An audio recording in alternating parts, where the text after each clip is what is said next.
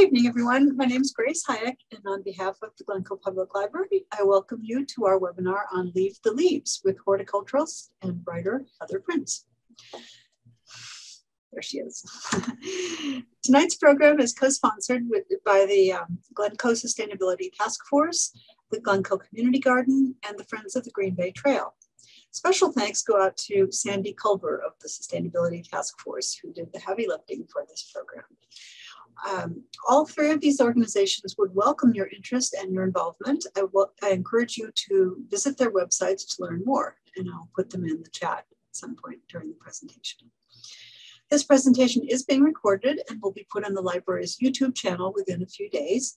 You will be able to find it and many other library programs, including lots from our Greener Living series, of which this is a part, on the library's website.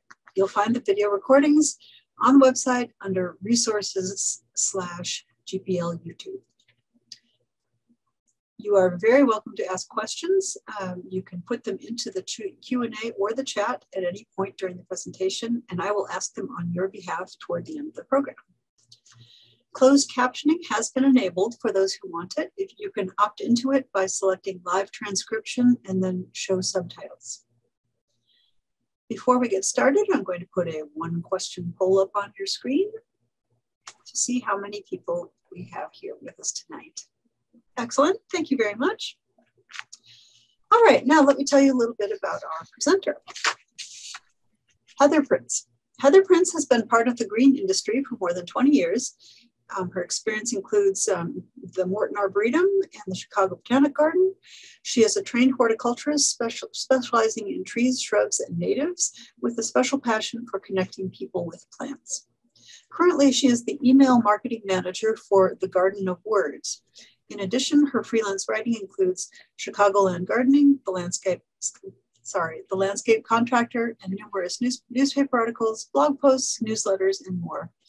Heather relishes sharing her knowledge and experience by teaching at the Morton Arboretum, Chicago Botanic Garden, Chicago Flower and Garden Show, the Farnsworth House, and garden clubs, groups, and industry gatherings. So you can see that we're in very good hands here tonight. Heather, thank you so much for being here tonight, and I'm going to let you take it from here. Okay, welcome everybody, and we are going to dive into what we're calling tonight is Leave the Leaves. So give me a moment to share my screen, and we will be off and running. All right, and let me grab my little laser pointer because it comes in handy.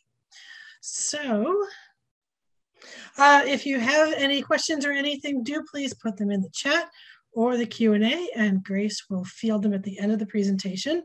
I am aiming for about 45 minutes with time for Q&A, and we will have a handout about halfway through the presentation, and we'll pop a link in the chat for that as well. And if you want to find me, that's my website at fearlessgardening.net. So Leave the Leaves. So why? What are we talking about when we say leave the leaves? Leaves or plant materials left on site or left in situ offer food, shelter, nesting materials, and build your soil and replenish some soil nourishment. But probably one of the things that we notice the most is visual interest in offering layers of texture in the fall and the winter garden, once things have sort of gone dormant and kind of preparing for winter. So why layers? Why is layering important? So when we talk about layers, it's the idea of planting with a mix of trees, evergreens, shrubs, perennials, and ground covers to give us 4 seasons of interest that's always evolving and always changing. Kind of moving away maybe from that somewhat static landscaping that we see all over and into something that's really rich and diverse. So sometimes folks can think of it as a garden room with a ceiling and walls, floors and furniture and kind of flowers as decoration. Sometimes that helps connect you, the idea. And then the goal, of course, is to offer this kind of wonderful varying tapestry of interest and benefits for both us as humans and wildlife. But it's important to connect to your piece of property. And I think we've already got some questions. So we'll get to questions in a little bit. Oops, there we go. So I also want to give you guys some visuals. So when we're talking about a late fall garden, with layers of different textures and colors, and that's what we're talking about. So part of this also is, well, who needs leaves? I mean, why is this so important? And why has this kind of become a trend that we see in our social media and on the news? Well, for one, a lot of insects need leaves. Butterflies, moths, fireflies, bees, and even more really need that leaf layer over the winter. And so we're going to take a quick peek at what butterflies and moths. So many species of butterflies and moths are relying on leaf detritus as shelter over the winter. So when we say overwinter, it's like, where do these creatures live while they're in diapause and when it gets cold out? So many species are going to overwinter as a late stage caterpillar or as a chrysalis, tucked under leaves or attached to dried stems, either shrubs or perennials, the vines in your garden. So they are sheltering on your property once they are in diapause or in the next stage of their life cycles. So I wanted to share just a few of my favorites that require some shelter over the winter. So one of our common butterflies is a red-spotted purple, and it also often gets mistaken for a swallowtail, but it doesn't have those little swallowtail tails on its hind wings. But the third stage caterpillars hibernate. So they're going to rely on, the caterpillars are going to be nibbling on your serviceberries, oaks, birches, beech trees, lindens. They nibble on a wide range of different trees, and the caterpillars, actually, one of their defense mechanisms is to look like bird poop, so the birds don't eat them. But once they are in that third stage caterpillar, in late October, like right about now, actually, they're going to be starting to look for places to hide over the winter until they can transform themselves in the spring and emerge as a butterfly in April and start the whole process over again. But this is a common butterfly that you'll see if you've got a serviceberry or an oak tree. And it really needs to be that leaf litter to keep going year after year. Probably as one of my absolute favorite butterflies is the harvester. And this is a butterfly that requires beech trees, which we tend to find a lot more on the North Shore and in our northern suburbs. I happen to have a purple leaf beech in my backyard, and I'm in Downers Grove, but it's one of my favorite trees. So harvester butterflies are our only carnivorous North American butterfly. And the caterpillars eat woolly aphids, scales and tree hoppers that live on beech trees. So they're actually a really important beneficial insect. But they also overwinter as a late stage caterpillar in the leaf litter and the leaves that have fallen to the ground. And it does have they really took their time when they named this butterfly. The Latin name, the genus name is Phenaceca in Latin, meaning mower or harvester. And then their species name, Tarquinius, is after Lucius Tarquinius Superbus, who was the legendary seventh and last Etruscan king of Rome who was exiled for cruelty. So in fact, this cute little butterfly, is a little tiny, about a 1 inch butterfly, is really the cruel harvester. So that's your trivia for the evening. One other big moth. So tulip tree silk moth, one of our wonderful huge silk moths. Now hold up your hand and take a look. That's how big this moth is. It's going to be about the size of your hand. And then their caterpillars like to nibble on, again, it's another tree caterpillar, birches, lindens, cherries, sassafras, and of course, tulip trees. But what happens is that dark brown cocoons are going to be spun in a curled leaf, and then they fall to the ground. So they overwinter as a camouflage cocoon, looking like maybe like a little bundle of curled leaves, and something you'd never necessarily, they're hard to spot on purpose. But then we have this wonderful, huge silk moth that emerges in the spring. So just some of the cool butterflies and moths that you can maybe find once you, if you decide to leave the leaves in your garden. Another one of our favorite insects that really requires undisturbed leaf litter are fireflies. And I think we all have a kind of a magical connection to fireflies, because who doesn't? They glow in the dark. And isn't that cool? And it's a cold light. It's a very complex little system that they have evolved with. And all the life stages of a firefly will glow to some degree, even the larva. So when it overwinters as a larva in soil and leaf litter, and sometimes it takes years between the larval stage and the adult stage. And then they actually are a beneficial insect. They are hunting down other little critters that we don't want to know about. But so they really like to be in moist areas under stones and bark and leaf debris. You'll find this. I tend to find the most of my fireflies tend to hang out in the bottom of my rain garden, where it's probably the moistest spot on my property. And I do actually always leave my leaves. So just another one of those critters that you might have more of if you leave the leaves. And so some of the other kind of bees, I know bees are really out and about, and they're heavy on our minds, but so our native bee species, not so much the European honeybees that have been introduced, but our native bee species that are actually top-notch pollinators will often, many of them will use hollow plant stems to lay eggs and rear their larvae. Leaf cutter bees are one example. They overwinter in stems and logs, and a lot of folks, if you put up a bee hotel, and then they pupate and they emerge as adults in the spring.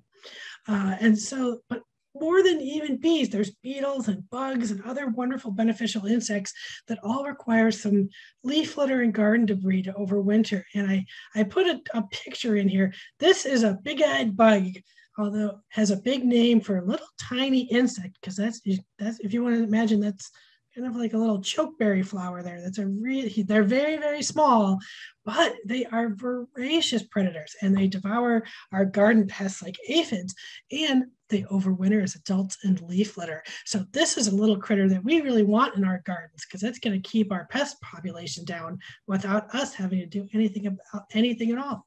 And all they really need is a little bit of shelter. So there's all kinds of other insects and worms and spiders and things that live in that leaf litter that kind of keeps the food web running. One of our other creatures that also needs leaves are birds. We are kind of still in migration season for our songbirds, but a lot of our songbirds will hunt in the leaf litter in early spring for all those tasty bugs that we just talked about, and they are delicious for adults and their chicks. So those first nesting birds, you'll find them rooting around, hunting for dinner in that leaf litter. The other thing this time of year, our birds are going to use leaf debris for roosting materials in the winter to create those cozy shelters because we all know how challenging Chicago winters can be. And so you want a cozy little corner to curl up in. And I know if we've got some diehard birders in here, my in-laws are always have some nesting boxes up just so birds have some roosting in the winter.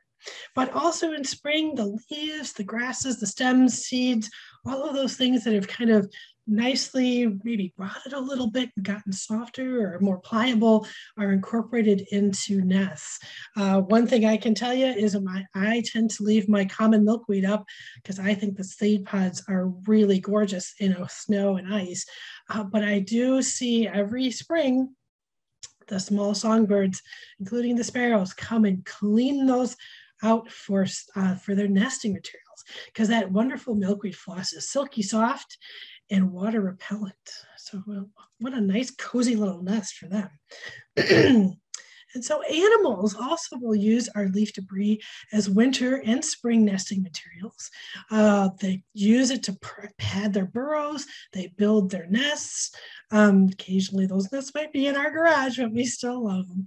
And animals also will hunt for food, like insects and worms and caterpillars. All those things that are living in there are also food for somebody else.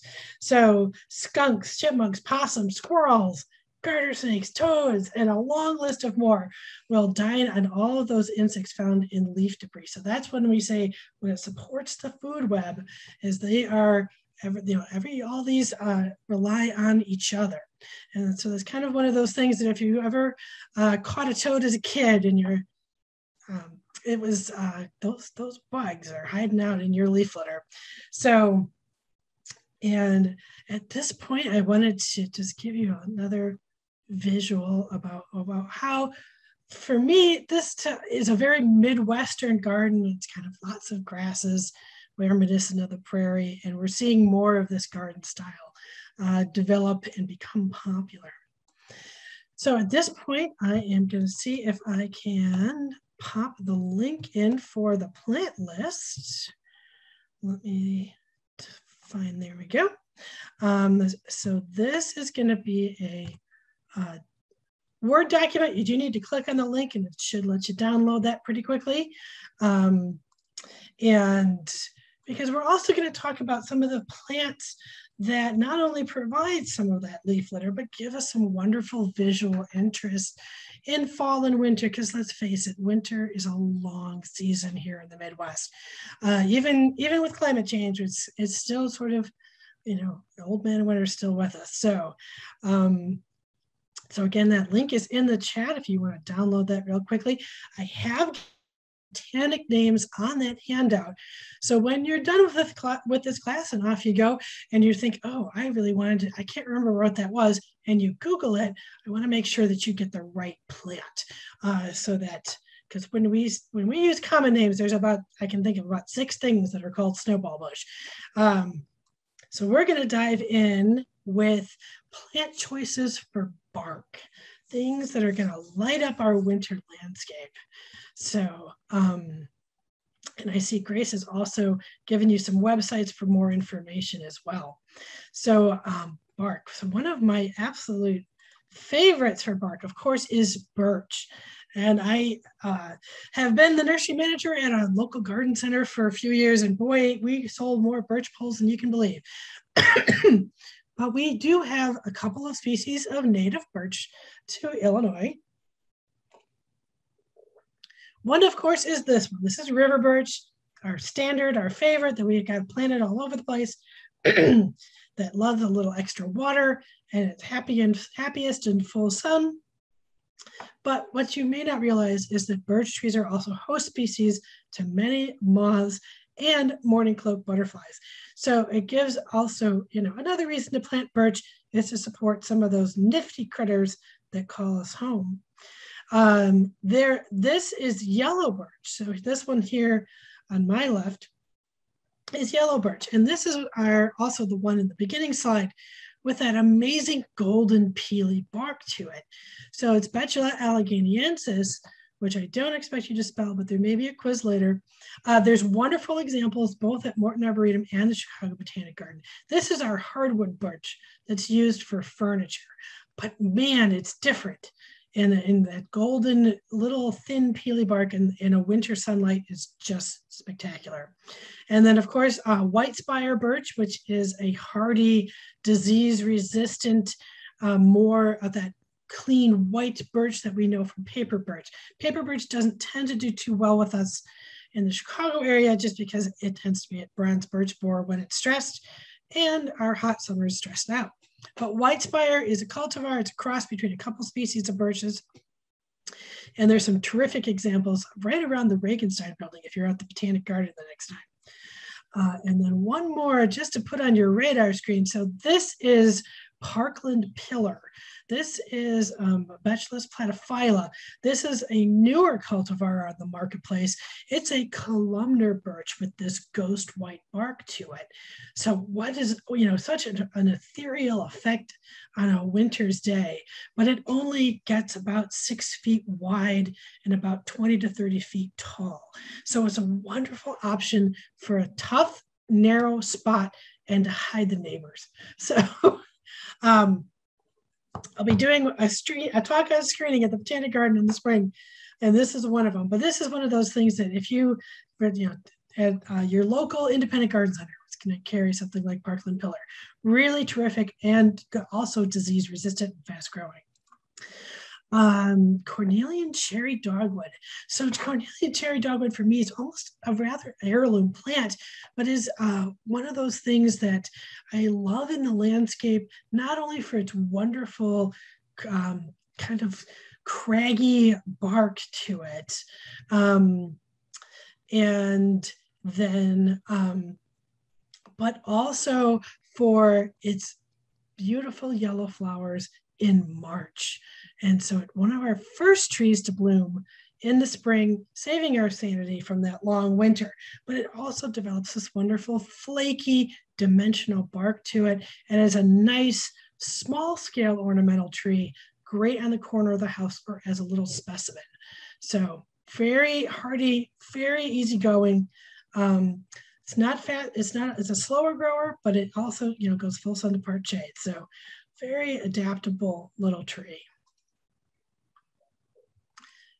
And I saw we have another question, and I promise we will get to the questions at the end.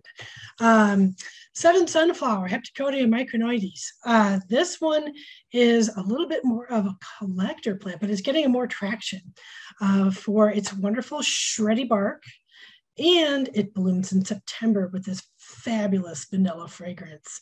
So you have these clouds of white flowers, and then as the flowers fade, you get a red calyx, so that you have blooming, it's white, and then after it's got kind of a pinkish reddish haze of leftover flowers, and then a terrific shreddy bark in the winter.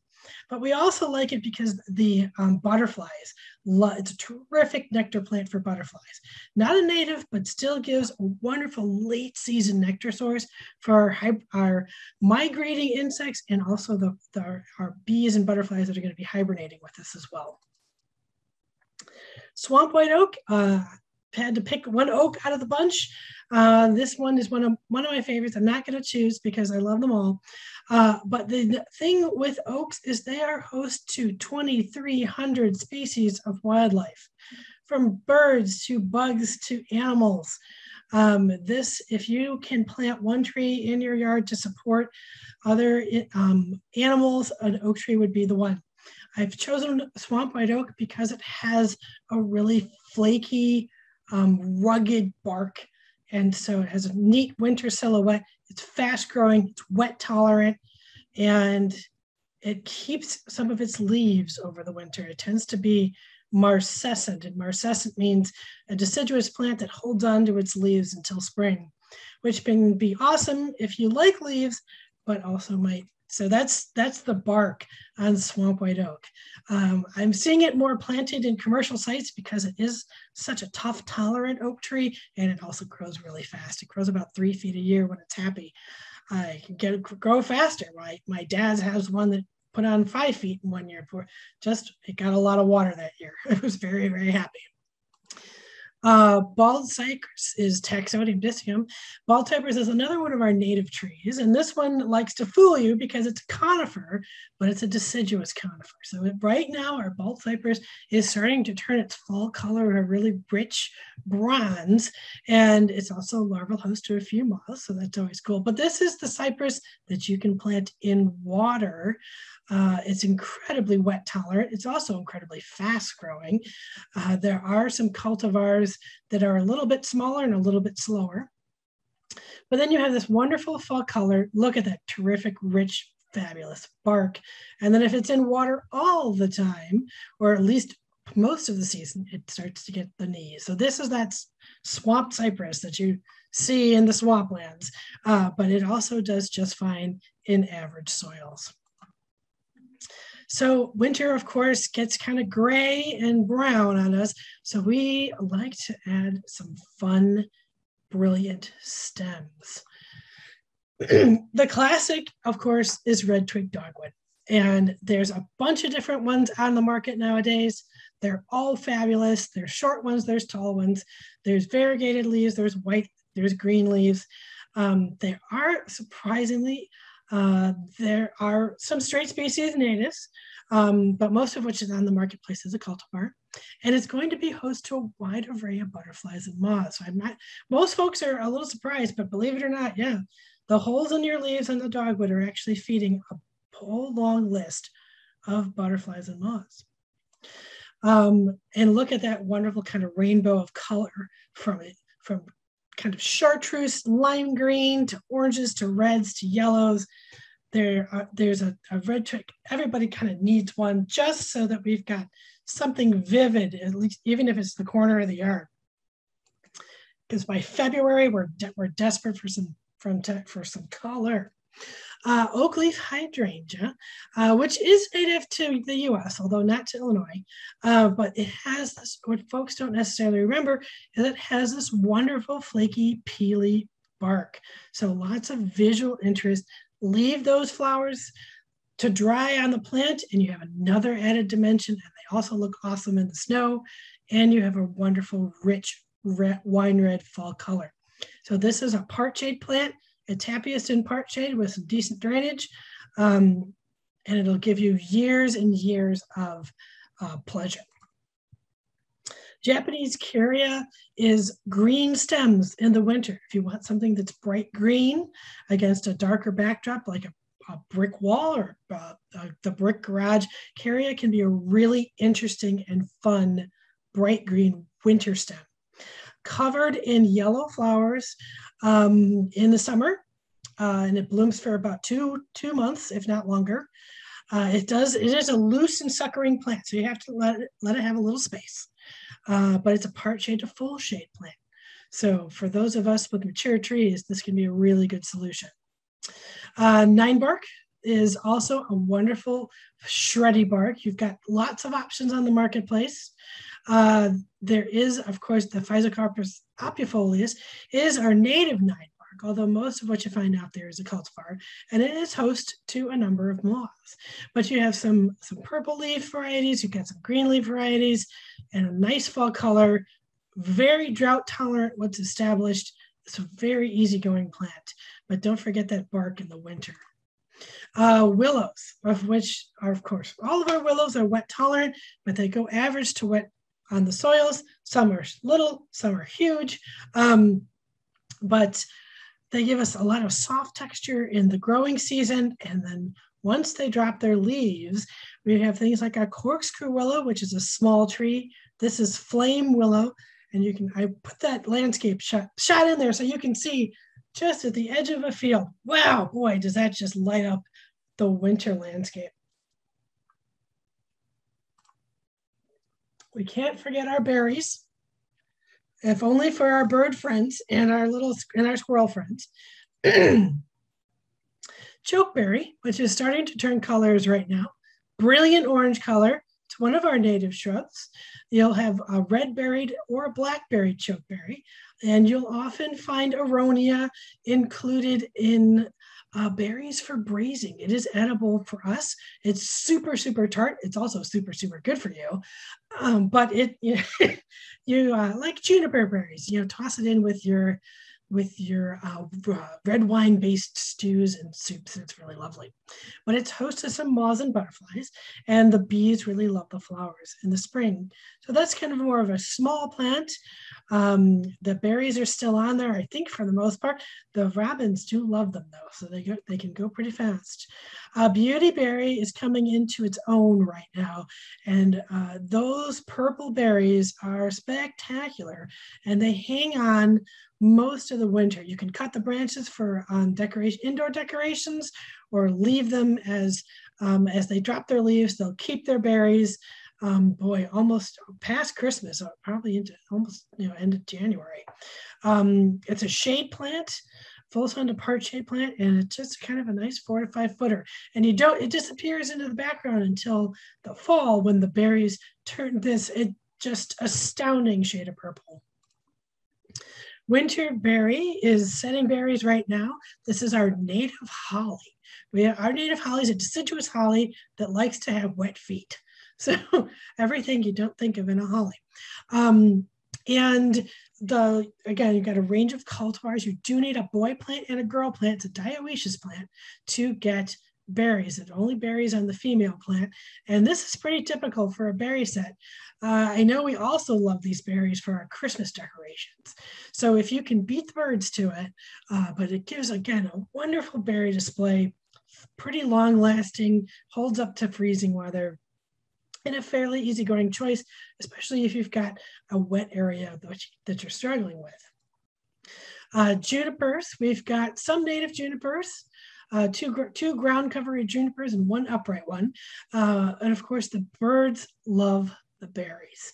Juniper is a hot, dry sun plant, but I like to cut, so I even have a juniper allergy, so I have to use gloves, but I do cut the branches for Christmas because they're just so lovely in the house, and they give you that sort of almost maybe a little bit of a turpentine coniferous fragrance.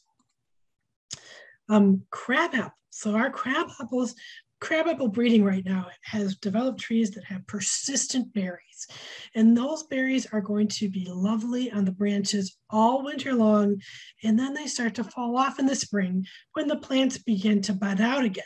It also can be one of the earliest foods for our returning birds, especially our robins. So of course, because I've frozen and thawed a few times, you do get drunken robins on the lawn, much to the amusement of the pets. But crab apples, the new breeding, exceptionally disease resistant, and yet still host to a huge array of pollinators, from bees to butterflies to moths. So all around, something to consider when you're picking out a flowering tree. All kinds of berries, from red to yellow to dark purple to tones of orange, and you can see just how much they stand out in the winter landscape. Roses. If you let your last rose flowers mature on the plant, in many cases, you can have beautiful rose hips. And then these are not only winter interest, they're also incredibly good for you. This one up here, this is a rugosa rose. These two are a couple of our native roses that are also larval host to a bunch of moths. Bees love roses. It's kind of they all do. But you'll find that these, like the rugosa roses, are almost the size of a silver dollar. And then you can process rose hips, incredible source of vitamin C, but beautiful in the winter garden and gorgeous with a coat of frost. Viburnums, of which there are many. So this is kind of just a selection of the berry set you can get on a viburnum, from blues to blacks to reds to the whole kind of rainbow in between, anywhere from little ones to big ones. But all of our viburnums are host to an array of butterflies and moths, and the birds adore them as not only a source of food, but also a source of shelter, because viburnums tend to be densely twigged, and they make wonderful nesting sites and places to hide. And we do have some concerns with viburnum leaf beetle. And so, of course, unfortunately, our red arrowwood is the favorite of that pest. But some of our leatherleaf ones and our black haws they don't like as much. So we're seeing some good results with planting those. And of course, leaves. So I wanted to put this in there as this is perennial beds that have been left standing. So in this photo, you have sedum, you have lavender, and you have butterfly bush. And we have our backdrop of arborvitae, but you can see just how much more dimensional and interesting it is in a snowfall. So for a couple of perennials, for just a small group of perennials, because we need to keep moving, Blue Star are Amsonias, which are just starting to turn a little bit of color right now, but you'll have them anywhere from a butterscotch to kind of a russet, depending on the type of Amsonia it is. And these are native for us, and they are a wonderful nectar plant. But we love them because they have this soft, billowy texture. And they even they hold up pretty well in the snow as well. Milkweed. So of course we've got about 8 to 12 different species of milkweed that's native to Illinois, but we know probably some of our favorites, of course, are common milkweed, butterfly weed, swamp milkweed are probably the three that you see the most out and about. But in the winter, when you leave those pods on it, it can give you a really ethereal effect, and you'll see them up in places like Lurie Garden. So our milkweed, of course, is not only host to monarch butterflies, but also unexpected cycnia moths, milkweed tussock moths, and a whole list of other interesting and cool bugs. So I can't get enough. I love milkweed in snow. It's just one of my favorite textures. Our asters are in full blazing bloom right now. So there's, oh gosh, the list of asters that's native to Illinois is very, very long. And we love our asters right now because they're blooming in October. So we've got flowers in October. They're also, mine are absolutely covered in bumblebees right now, as bumblebees are storing all of that nectar and pollen as they get ready to hibernate, because I don't think it's going to happen soon, but someday we'll have a freeze and they'll be underground and spending the winters tucked away. But they also dry beautifully. So if you leave those asters up, you get these wonderful little delicate flowers that can really add like a confetti effect in the garden. So all different shades of pink and purple and white. Asters are incredibly tough. They also can be prolific. So keep that in mind, that some of them will spread for you. My New England aster, I have to kind of thin out every couple of years because it's very, very happy. And there's some cultivars also on the marketplace as well. Prairie dock, this is one of our native prairie plants, and it's one of the Sulfiums that has huge leaves. So these leaves are about 2.5 feet long, just to give you kind of an idea. But and the bees adore the flowers, and the goldfinches their seeds are ripening right now in my yard, and the goldfinches are checking them every single day, and they will clean them out like clean as a whistle. But they do this wonderful, this is prairie dock in winter, where these huge leaves dry and curl, and then the flower heads also dry beautifully. And then this is its cousin, compass plant, which has a lacier texture to it. But this actually is a picture from Lurie Garden in the fall, in the winter, in the fog.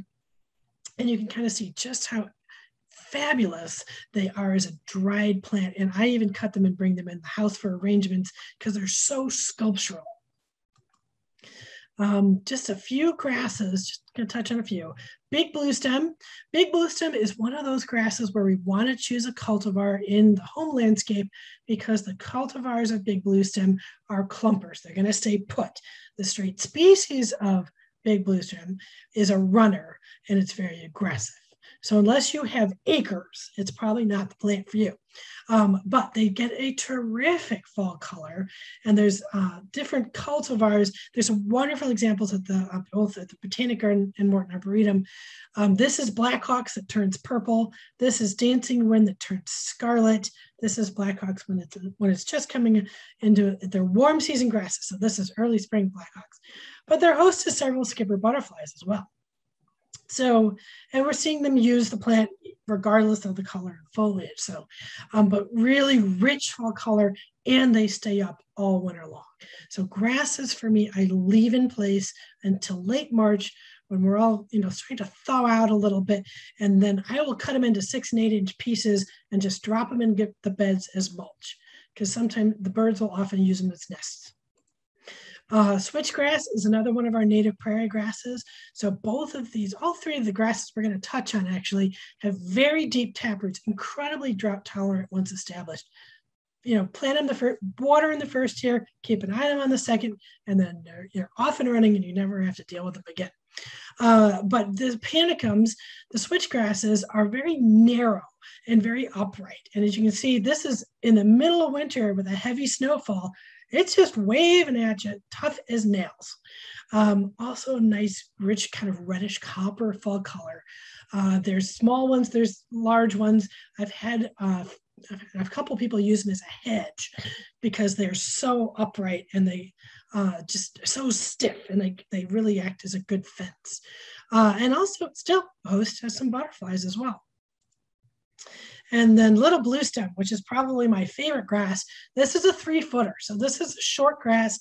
I like to use it in place of Karl Forster because it just has so much more color to it, and it's just a lot more dimensional. Bluish in the growing season in August, and then in October it turns every color, orange and red and purple and caramel, and then it's host to several skipper butterflies and a few grasshoppers. But we like the birds eat the grasshoppers. We don't have to worry about that. But you'll find a lot of more cultivars of little bluestem. You'll find it growing natively in the dunes. I have it in part shade. It's just a really easygoing grass. Just to give you a few more images about what we're talking about when we say we're leaving our plant debris in place. And then, because it's just wonderful in a frost, and it just gives you so much to look at and enjoy. So I'm going to jump into some questions here on, we'll take off that. Whoops. And there's my little bar there. Okay, so we had a couple of questions at the beginning. So leaves on grass. So leaves on grass are different than leaves in beds. When I'm talking about leave the leaves, I'm talking about leaves in your landscaping beds. There are also always some exceptions. This is exceptions to the rule. If you have plants with fungal issues, peonies are like the #1 critter. That's a plant that I cut to the ground and I pitch the leaves because they have botrytis, they get powdery mildew, and we want to take the fungus away from the plant. So if you have, Monarda, sometimes bee balm and phlox, anything that gets like weird powdery mildew, kind of, fungus problems, are plants that we want to take away, and we want to throw those away. We don't even want to compost them. We want to, get them out of the yard, because then we're taking that fungus vector away from the garden. So when we're talking about leave the leaves, when it comes to lawns, rake them into your beds, rake them into piles, run them with the mower so they're nice leaf mulch, add them into anywhere you've got planting areas, but not necessarily letting them sit on the grass. And then we do have a question on walnut tree, black walnut leaves. The juglans, the compound in black walnut, which is juglans, that cause the black walnut is very picky about who it wants to be friends with. So it releases that compound more in the roots than it does in the leaves. I'm not going to say that leaves are completely juglone free, but it's far, far less than you have in the soil, in the root systems, because that's what they're trying to do, is stop competition by, forcing out other tree species. That's the strategy for black walnut. And then, so yes, again, I do leave all the plants in my garden up, except for my peonies. They get whacked back because my peonies can tend to be a little bit of a hot mess of fungal problems. But I do leave everything in place. And then once we're into spring, I'll cut things like milkweeds. Common milkweed stems are hollow.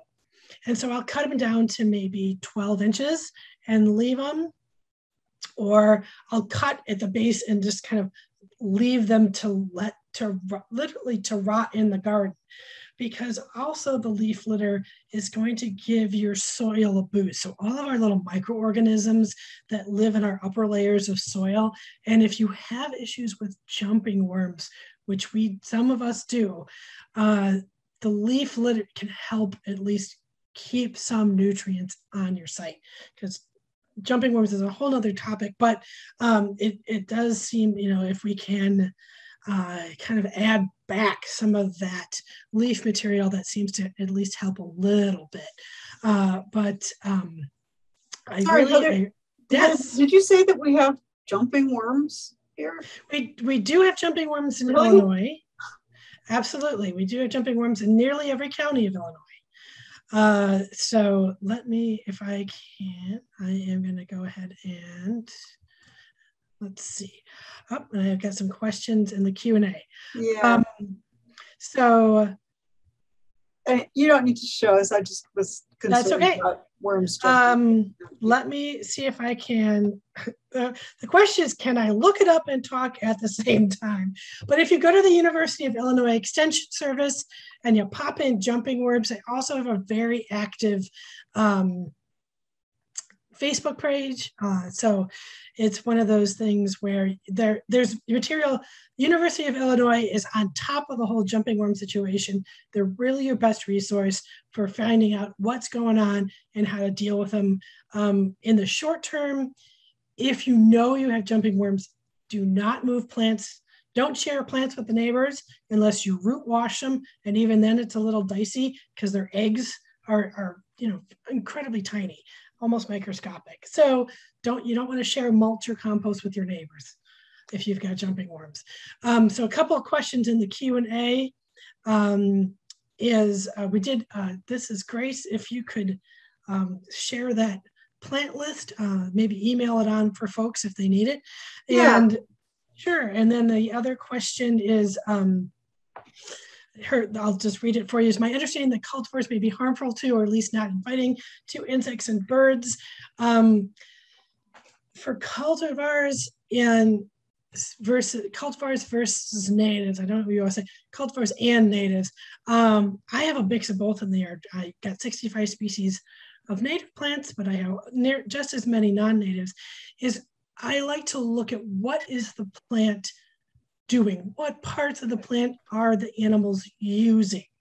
For example, the Mount Cuba Center did a recent study on echinacea, on coneflowers, and they did a year-long study on new cultivars of coneflowers and the species. And they also did observations and recorded the pollinator juice of the plants. So for coneflower, you have, oh my gosh, we've got hundreds and hundreds of cultivars in all different colors. So what they're finding is that the insects are using those cultivars that have that classic daisy shape to them, because they still are, we just messed with the color of the petals. We didn't change the nectar levels of the plant. We just changed the color. So they're still being used as a nectar plant. But those pom-pom ones that are look like fuzzy, like puffs of popcorn almost, then we change those nectar structures. And so they're no longer useful for the insect. So we kind of want to look at when we're evaluating what we want to choose is what are we choosing the plant for? If we're choosing it as a nectar plant, how different is it from the native plant? And sometimes if we change a leaf color or if we change ever so slightly, it's not that big of a difference. So that's kind of what I like to have in mind. But for me, I think everything's welcome. Definitely mix and match, and because there's you can still have your favorites. There's So there's nothing wrong with that. Is, you know, you add some natives for the critters and maybe, you know, add some ornamentals for yourself. So I think, and we have a question on ladybugs. You know, and you see that, so a person is saying that they've seen fewer ladybugs this year. You're not alone. I definitely have seen fewer in my own garden, and I let them have the aphids. I don't, but you know, we'll see. It depends. We've had a very dry year, and we're still in a drought. I just looked at the if you Google U.S. Drought Monitor, there is a national drought monitor that updates weekly, and I'm in Downers Grove, so I'm in kind of middle of DuPage County, and I'm under a severe drought. And there's parts of northern Illinois that are in some desperate drought situations. We've had rain this weekend, but it was very minimal and just sort of spitty, which is really frustrating as a gardener. I want a nice 2-inch soaker, darn it. So I think it's definitely, I've noticed, and some of my prairie plants are smaller this year because we haven't had the water. And it's also going to be impacting insect populations as well.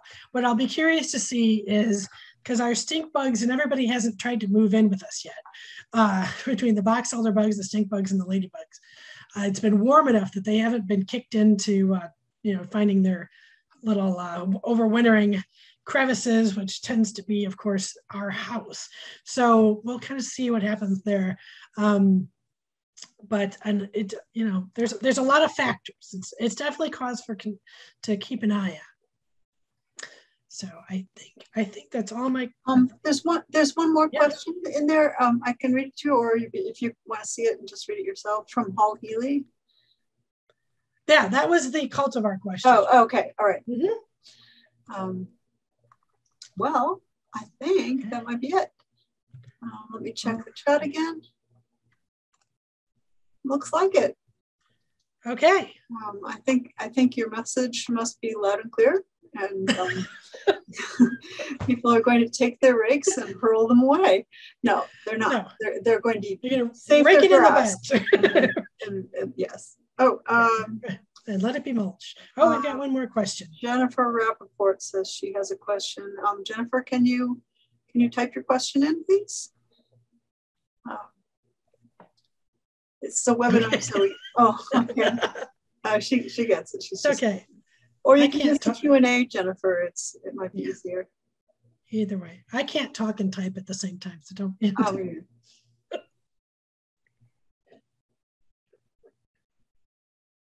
And again. Here we go. Easiest way to keep what's the easiest way to keep the leaves if I don't garden usually? I mean, it depends on where you're gardening. I mean, if you're gardening on a balcony, obviously this may not work for you. But in your backyard, I try to, it depends on your, style of gardening. I literally rake things into beds. Occasionally I will run a mower over it, and kind of dump in a tarp and kind of spread them around. But I've also, because this is what happens when you're a plant geek, is I've planted trees that drop at different times. So honestly, I haven't raked in years because I haven't needed to. Mother Nature is sort of, but I do have some collector shrubs also. Like I have some barberry, and barberry just collects everything. But even, your shrubbery, on a windy day, your shrubbery is going to collect some of that leaves as well. But even if you're, just leaving your perennials up makes a big difference. And you have the option to, again, if you don't have fungal problems in the veggie patch, you can leave your herbs and veggies up. Basil actually has a really wonderful winter seed head on it. But yeah, so it gives you the excuse. You can, it's the excuse to be a little bit of a lazy gardener, and kick your feet back until spring. and see what has made it out the other side of winter. Sometimes we need to do a little, clean up in the spring, but I usually hold off. I hope that helps. So. Oops. Oh, she says, thank you. I never had a yard till this month. Just moved from New York City. Okay. Well, and as a new homeowner, let it go. Let's see what you might have some really wonderful bulbs in the spring. So you never know. I always tell folks, if you're new in the house, let things kind of hang out for a year unless it really drives you nuts, and see what pops up, because you never know until you get in there. And it also kind of get to know your soil and your sunlight, so that you're ready. When you're ready to plant, you're armed and dangerous at the garden center, because I can tell you, garden center employees love it when you have part shade and average soils or the wet soil. So once you get to know your property a little bit, and then it helps on making plant choices, and then you're more successful in the end. So. Heather, I want to ask a question on behalf of we had a wonderful presentation last week by Douglas Tallamy on the nature of oaks. Yeah, it was perfect. But he's based on the East Coast, and people were asking which oaks are best for this area, and he didn't have exactly the right answer because he's thinking nationally and internationally. Can you advise on the best oaks for this climate? Oh, sure. Yes, we have a number of native oak species. The one I touched on in the presentation, swamp red oak, is one of my favorites because it's fast growing and wet tolerant, which, we've had a dry year, but prior to this, we've had 5 springs of flooding. So who knows what next? All bets are off. White oak is our state tree. That's Quercus alba. Red oak, Quercus rubra. Northern pin oak, which is Quercus ellipsodalis.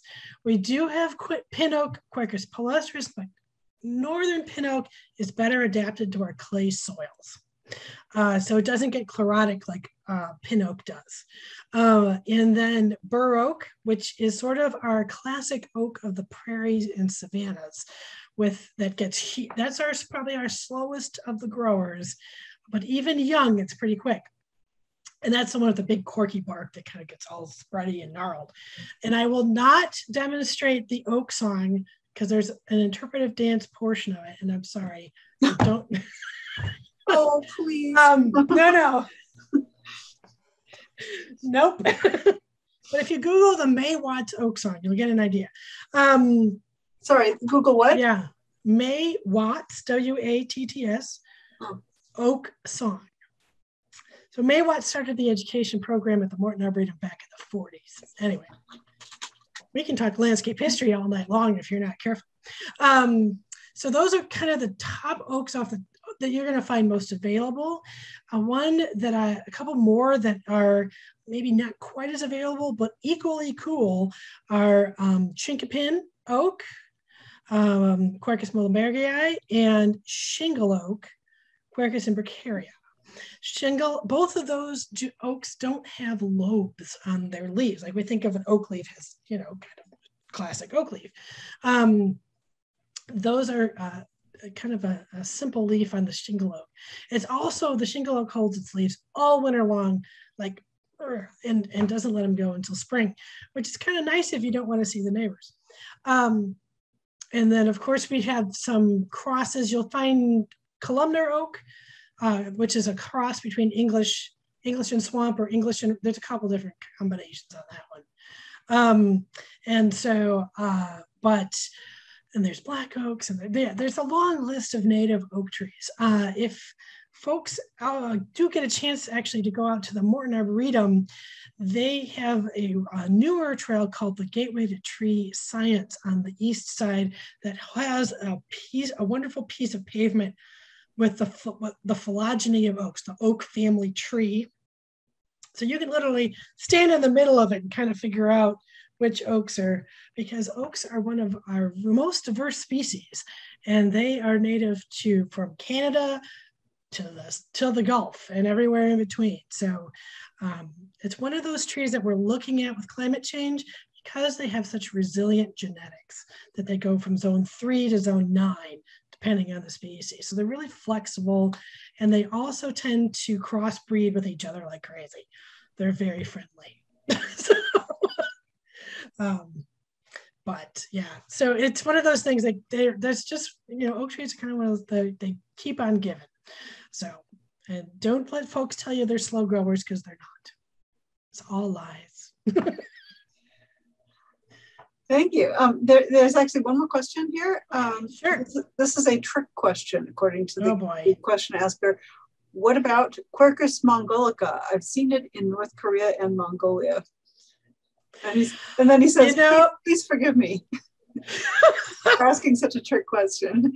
That's okay. No, I mean, there's oaks native. I mean, there's oaks all across the world. Not so many in the Southern Hemisphere.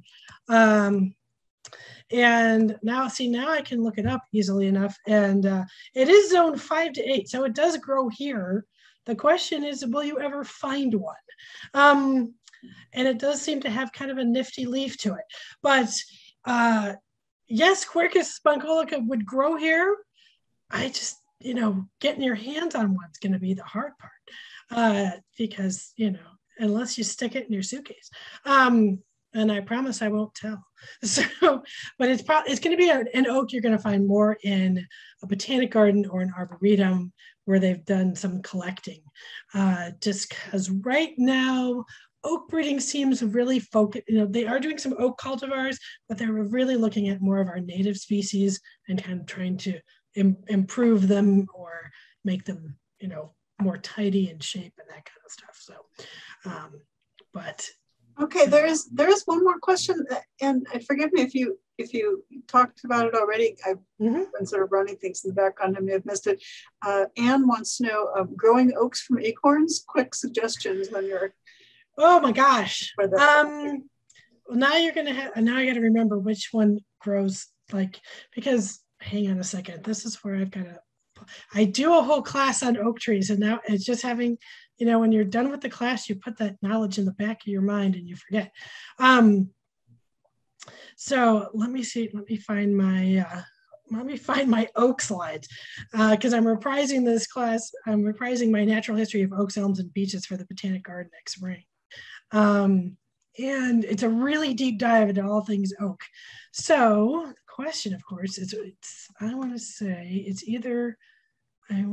red oak that germinates quickly. Let me find it. Give me a moment. How fast can I scroll? So let's see. I want to say that I think it's red oak, but again, I'd have to look it up a little further. And but I think it's red oak that germinates the first year. And you'll get a root, the radical on it. The challenge with acorns is whether or not they have weevils in them. So this is where if you go collect a bunch of acorns and stick it in a big Tupperware bin, put it in the garage. Don't leave it in your car. Don't bring it in the house. Because if you look at those acorns and they have a little tiny pinhole in it, it means the weevil's in there too. And then once they warm up, because they overwinter in the acorn, once they warm up, they're all over your car and they're all over your house. So you want to kind of, or sow those acorns in a trough or a potting or, potting soil. And I want to say it's red oak that germinates in the fall, but I have to I have to look it up. So you can absolutely grow oaks from acorns. It just depends because I want to say it's white oak that germinates in the spring and red oak that germinates in the fall, but I may have them backwards. So, okay. But definitely doable. And then you'll have lots of little baby oaks and you have to find somewhere to stick them. So that's okay. the harder challenge. It looks like that's it for the Q&A. So okay. I think we will say thank you. Thank you very much for immensely interesting and helpful and popular approach to fall gardening, I think. I think a lot of people Right. will appreciate the time that you've saved them by helping them appreciate. Oh, there we go. Somebody found it. It's the white oak that sprouts now. I knew I had the it. White oak that Darn sprouts now. Okay. Thank you, Brian. There's always people out there typing away, doing research. He's Googling quicker than I can at the moment. Yeah. So. All right. Well, thank you very much, Heather Prince. And I dare say you can email any further questions you might have directly to Heather at Absolutely. What's your website again? Fearless Gardening? Fearlessgardening.net. Fearlessgardening.net. I'll type that in. Yep. All right. Okay. Well, thank you very much, everyone. And thanks for joining us, and good night. Thanks.